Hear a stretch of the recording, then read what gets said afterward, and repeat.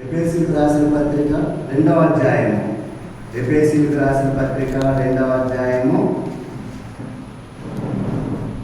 ఎఫెసీయులకు రాసిన పత్రిక 2వ అధ్యాయము.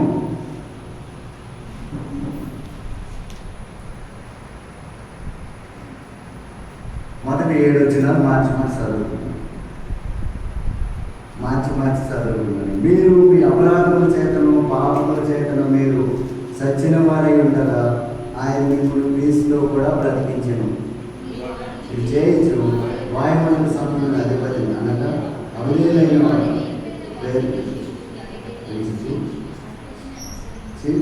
ఈ ప్రపంచ ధర్మం చెప్తున్న ముందు నడుచుకుంటుంది. వారితో కలిసి మనం అందరము శరీరం యొక్క మనసు యొక్క కోరికలను నెరవేర్చుకొనుచు మన కడమ వారి వలె స్వభావ సిద్ధంగా దైవకులతో పాత్రమై ఉంటుంది. సంపూర్ణుడైంది మన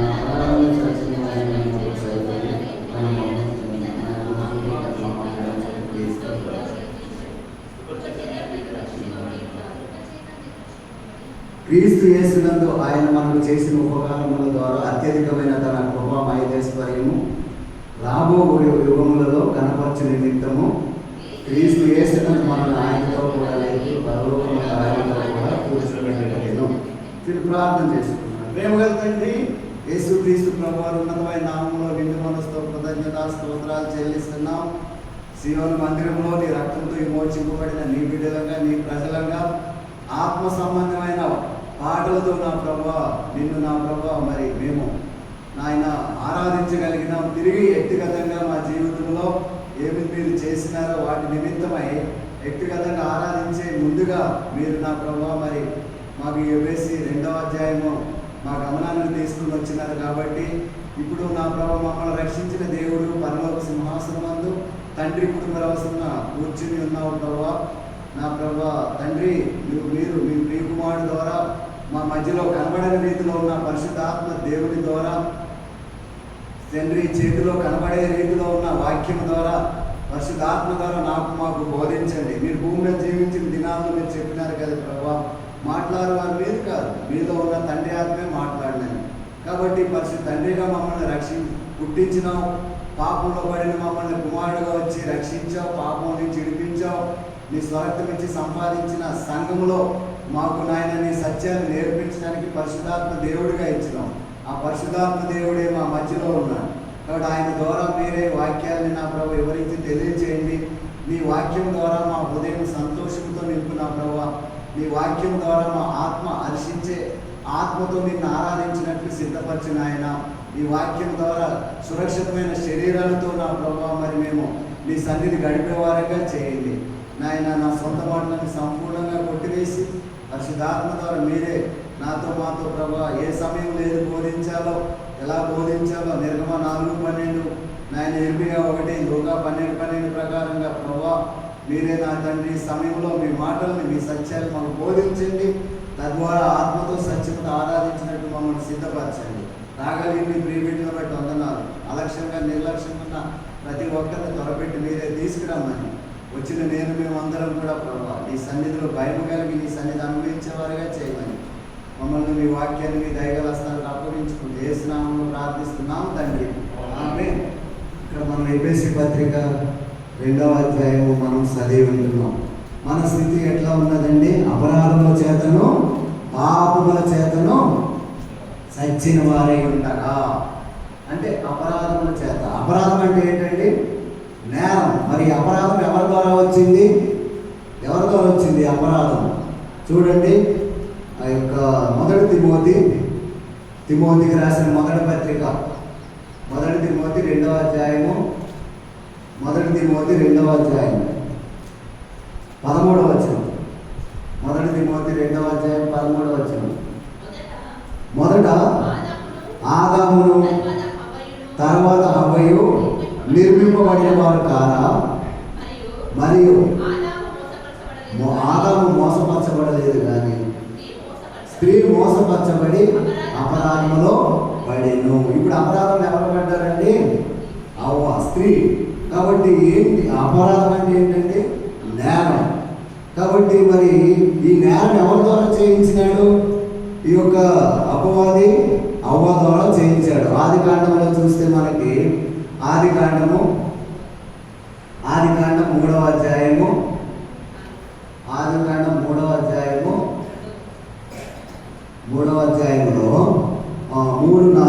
2 నుంచి 4 వరకు ఉన్నదండి. అందుకు ఆ స్త్రీ, ఈ తోట చెట్ల తినవచ్చును, అయితే తోట మధ్యలో ఉన్న చెట్టు ఫలములను గూర్చి దేవుడు మీరు చావకున్నట్లు వాటిని తినకూడదని వాటిని ముట్టకూడదని చెప్పినని సర్పము దానిని. అందుకు సర్పము, మీరు సావనే సావరు, ఏలైనగా మీరు వాటిని తిరుగున మీ కన్నులు తెరవబడిననియు మీరు మంచి చెట్లు ఎరిగిన వారే దేవతల వలె ఉండదనియు దేవునికి తెలియనని చెప్పి ఇక్కడ చూసినట్టయితే అయితే దేవుడు ఆదాముని నిర్మించడం మనకు తెలుసు. నాశకరంధంలో జీవాయువు ఎదినప్పుడు జీవాత్ముడు అయినాడు. తిరిగి ఆయన ప్రకటనను తీసి స్త్రీలుగా నిర్మించడం, వారి ఏదోన తోటలో వారికి సర్వాధికారం ఇచ్చినాడు. సర్వజీవులు కూడా పేర్లు పెట్టిన వారే. అయితే ఇందులో ఆ తోటలో ఒక సర్పం ఉంటుంది, ఎట్టుగలది. కాబట్టి ఆ సర్పము ఎట్టుగా ప్రవర్తిస్తూ వచ్చింది. కాబట్టి ఇప్పుడు దేవుడు ఆదాము ద్వారా ఈ భూలోకాన్ని పరలోక రాజ్యముగా చేయాలని తన మహిమ కొరకు సృష్టించాడు ఆదాముని అవ్వల్ని. ఎందుకంటే పరలోకము క్రమం తప్పింది. లూసిఫరు, నేను ఆ దేవుని సింహాసనం మీద కూర్చుండేదును. ఎందుకంటే సభా పర్వతం మీదకి ఆరాధనకి దేవదూతలందరినీ తీసుకెళ్తా ఉండేవాడు. లూసిఫర్ నేను నాయకుడిగా ఉన్నాడు, ప్రధాన దూతగా. కాబట్టి ఆయన తీసుకెళ్తా ఉండేవాడు ఇవందరినీ కూడా, దూతల్ని, ఈ కోట్లాది దేవదూతలందరినీ కూడా. అయితే ఆయన అనుకున్నాడు, అందరూ కూడా ఫస్ట్ వీరికే నమస్కారం చేసేవారు లూసిఫర్కి. నాకు దేవుడికి ఏమి తేడా ఉంది? నేను కూడా దేవుడితో సమానం చేసుకుంటున్నాను. మహోన్నతుని సింహాసనం మీద కూర్చుని గర్వించినాడు. హృదయంలో గర్వించడాన్ని బట్టి దేవుడు అని త్రోసివేసినాడు. తానితో ఏకీభవించిన దూతలందరినీ త్రోసివేసినాడు. అపవాదికి వారి దూతలకి ఆ పాతాళాన్ని సిద్ధపరిచినాడు, అగ్నిగుండాన్ని.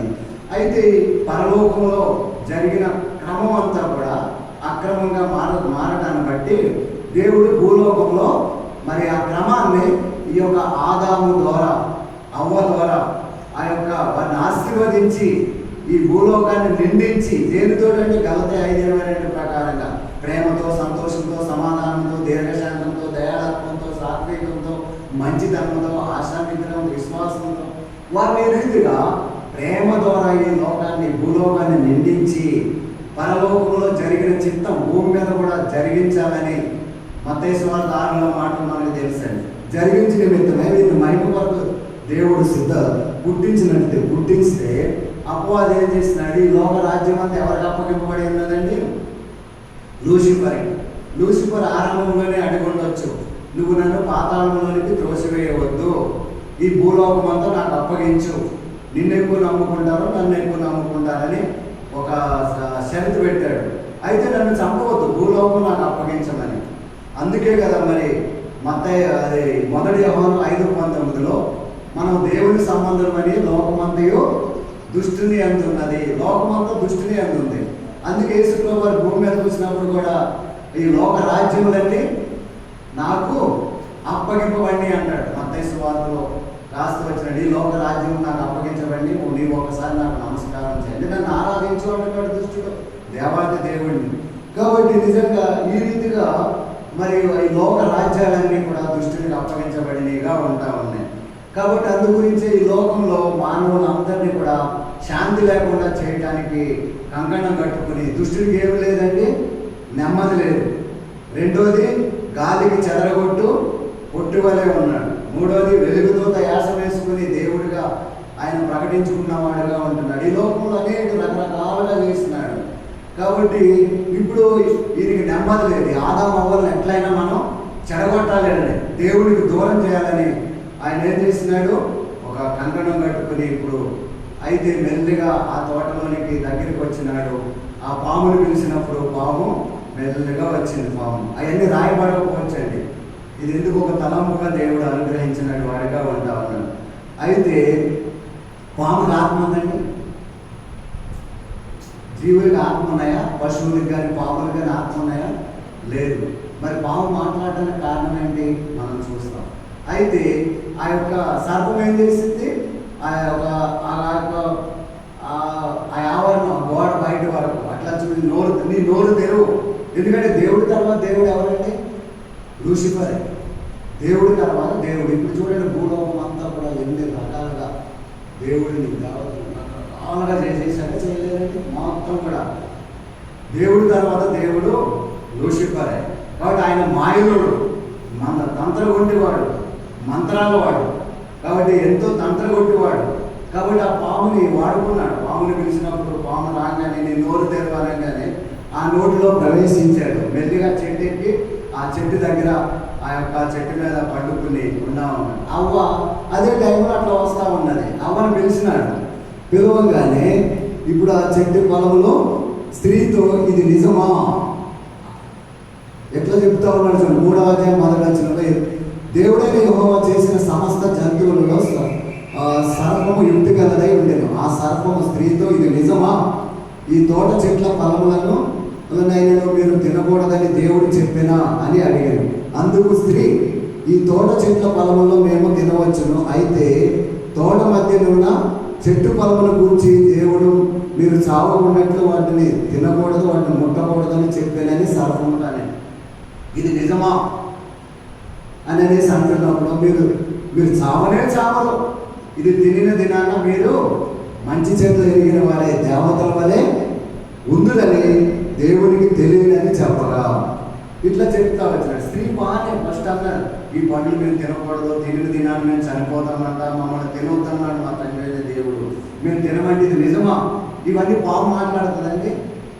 పాము మాట్లాడడానికి ఇంత జ్ఞానం ఇచ్చాడా దేవుడు? ఇయ్యలే. పాము ఒక సర్పము, ఆత్మ లేనిది. అయితే పాము నోట్లో ప్రవేశించి సర్పము ఆ యొక్క లూసిఫర్ ఆయన యొక్క మీరంతా ఎందుకు మీరు చిన్నప్పుడు 50 సంవత్సరాల క్రితం ఒక పగట వేళలో వేషం వేసుకుని మంత్రాలు చేస్తూ ఉంటాడు. వాడు నెత్తి మీద ఒక బొగ్గులు పోయి పెట్టి నెత్తి మీదే ఆ కాళ్ళు గట్టిగా పెట్టి దాని నెత్తి మీద ఒక పకోడీ నుండి అందరికీ తినిపించాడు. అట్లా నీటి గీసాడు మొత్తం చుట్టూ రౌండ్గా. వాళ్ళు అట్లా తిరిగి ఇట్లా తిన్నట్లా చూసి మొత్తం అందరికీ కనుకట్టు మంత్రం వేసినాడు. వాళ్ళందరూ వాడు చేసి నిజంగానే కనిపిస్తా ఉన్నాయి. తర్వాత ఇంత ఆ యాపాకు ఇట్లా తీసి అట్లా ఇసరంగానే పాములు తేళ్ళు అయినాయి. ఇట్లా రాళ్ళు తీసి ఇట్లా ఇసరంగానే డబ్బులు అయినాయి. అది పగట వేసినాడు, మోసం. కాబట్టి లూసిఫర్ కూడా వాడి నోట్లో ప్రవేశించి సర్పం నోట్లో ఇది నిజమా? మీరు చావలే చావరు, ఇది తినిన దినాన మీ కన్నులు తెరవబడిననియు, మీరు మంచి చెట్లు ఎరిగిన వారై దేవతల వల్ల అవ్వగలని దేవునికి తెలియదని చెప్పినాడు. మంచి చెడ్డలు దేవునికి మంచి చెడు తెలియదండి. దేవుడు వీళ్ళకి ఇచ్చిన ఆత్మ ఎటువంటిదండి? దేవుని ఆత్మ ఎట్లాంటిదండి? అది మంచి చెడ్డలు ఎరుగు ఆత్మ, దైవాత్మ కన్నా ఇంకా వేరే గొప్ప ఆత్మ ఉన్నదండి.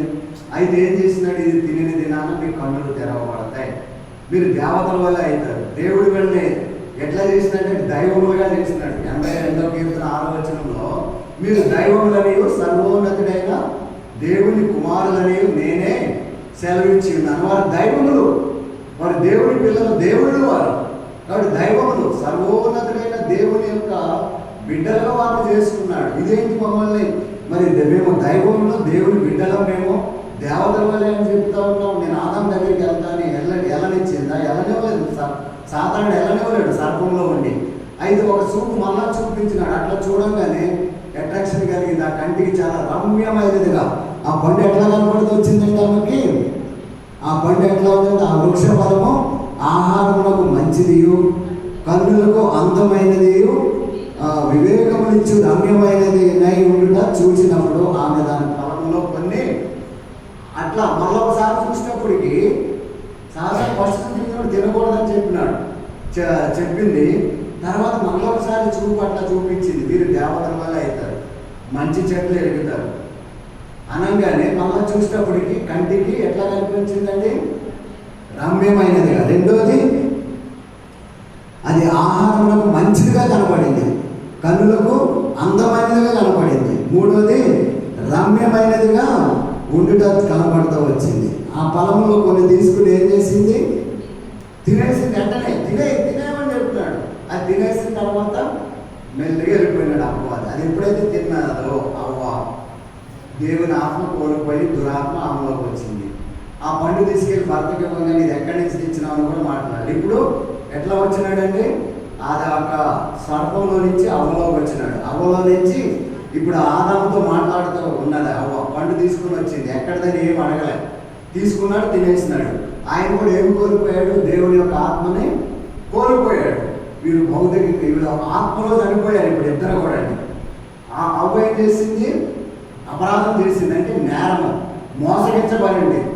ఆ యొక్క మొదటి తిమోతి 2:13-14 చెప్పిన రీతిగా మోసపరచబడింది. అంతేకాకుండా ఆదాము ఆ యొక్క అవ్వను మోసం చేశాడు. ఆ యొక్క లూసిఫర్ పాములో ప్రవేశించి తర్వాత ఈ అవ్వలోకి దురాత్ముడిగా, ఆమెలో ఉన్న ఆత్మ కోల్పోయింది. దేవుని ఆత్మ దురాత్ముడిగా ఈమెలో ప్రవేశించాడు. ఈమె ఆదాముకి ఏం కానీ ఆదాము కూడా తినేసినాడు. ఆయన ఉన్న ఆత్మ కూడా కోల్పోయాడు.